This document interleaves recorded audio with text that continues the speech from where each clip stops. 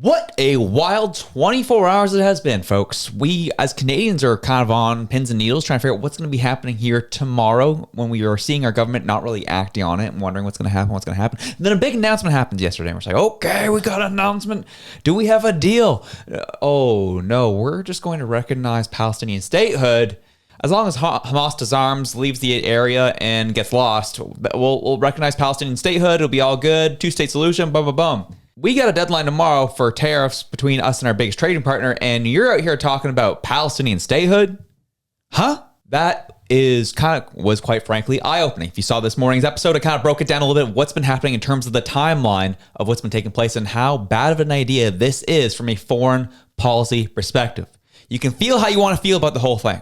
However, from a foreign policy perspective, this sets a terrible precedent for essentially legitimizing a terrorist organization, legitimizing a terrorist government, and then legitimizing all the violence they've carried out here in our country. And you signaled to them yesterday saying, you know what? You push us long enough.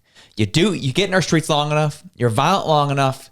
Well, we'll just bend the knee to you.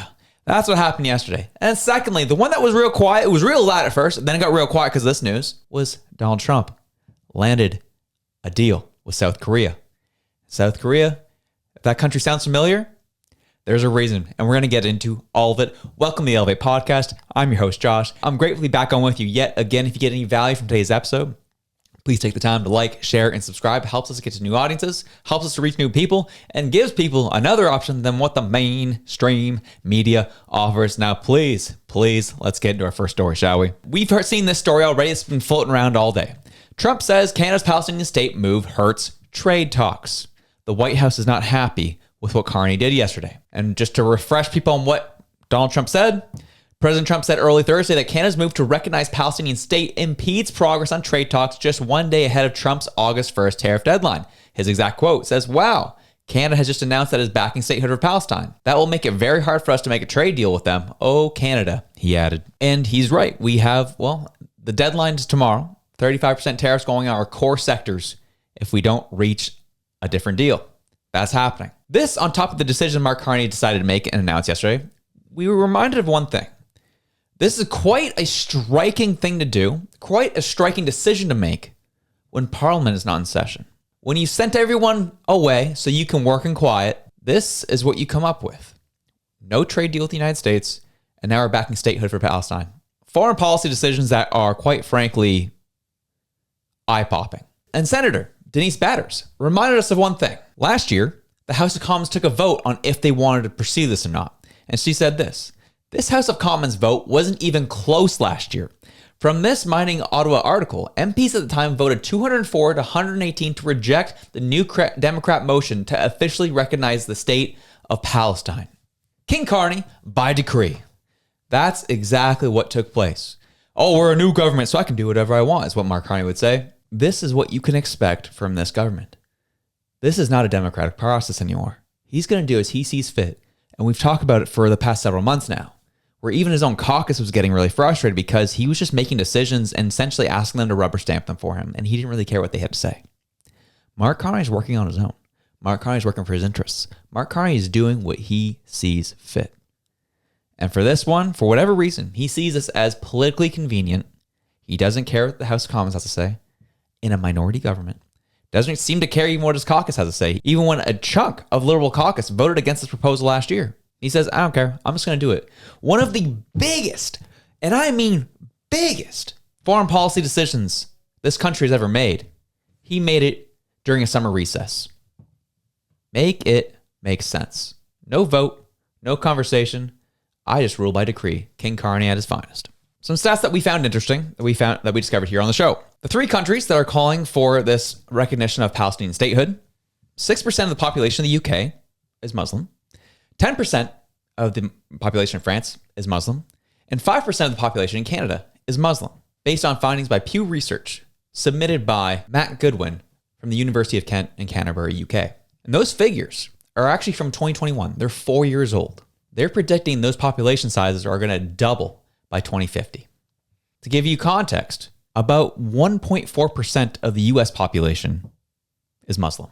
So that might give you a bit of an idea and a bit of a feel of the pressure that's being put on these governments in particular to recognize Palestinian statehood. It is an interesting statistical relation to take note of, because we've seen what's been happening in our streets.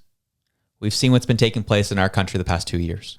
Lots of violence, lots of vandalism, lots of intimidation of Jewish Canadian citizens here. And as I said, this move says, if you do it long enough, we'll just bend the knee to you. And I'll even do it. I'll send the MPs away so we don't even have to vote on it. I'll make it by decree. One of the biggest foreign policy decisions made in the dark by Mark Carney. But this was fairly interesting news, wasn't it?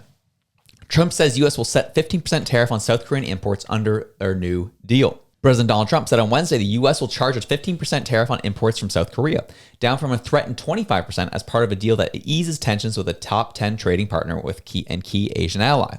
South Korea also agreed to invest $350 billion in the United States in projects selected by Trump and to purchase energy products worth $100 billion. The reason why this was really important is because, well, he's been doing a lot of deals with Asian countries right now.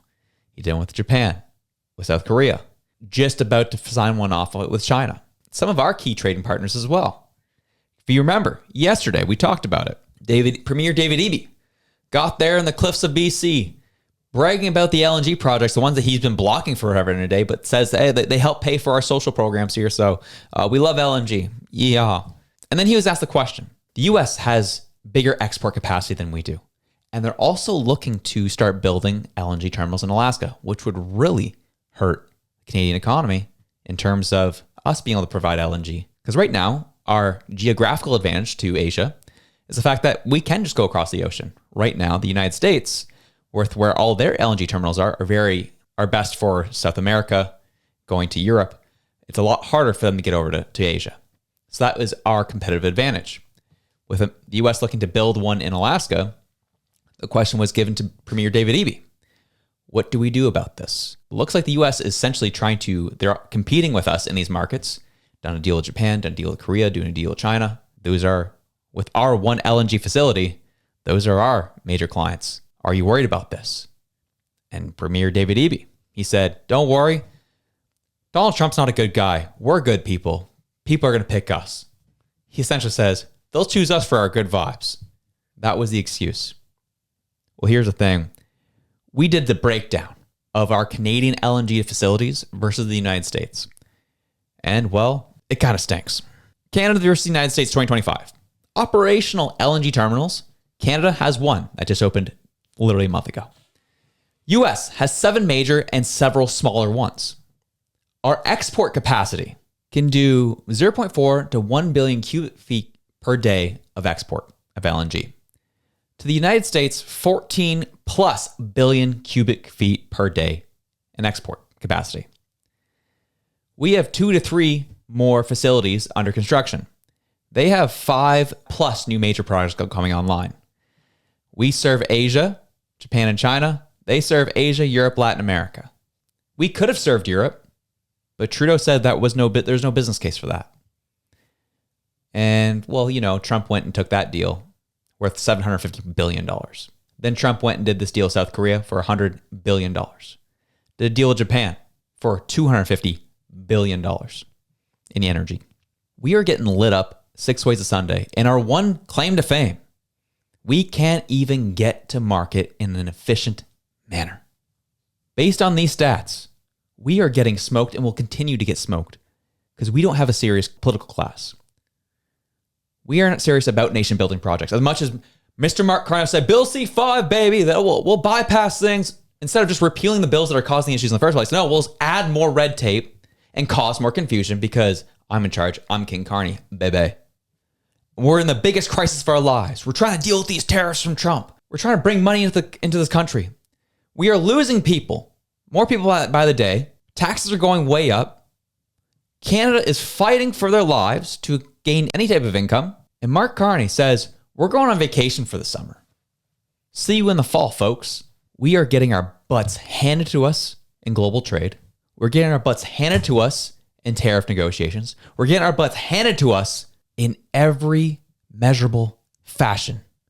But don't worry, the Liberals will point out some niche tourist magazine that says Canada is number 3 in the world for living standards. basing that on no scientific info whatsoever, and will continue to gaslight the population. It's time for us to get serious, and it's time for our politicians to get serious as well. We need to get nation building projects done. Get back from friggin' holidays, get back to work, and start taking this threat way more seriously than we are. We cry about the 51st state. Well, guess what? We're getting choked out economically right now, and we are being exposed for everything we're worth because of the lack of action we've really had for the better part of 25 years. So now here we go. Strap in, keep calling it out, and we'll see where this party goes. But anyways, enjoy your day. Have yourselves a good one. I'm out.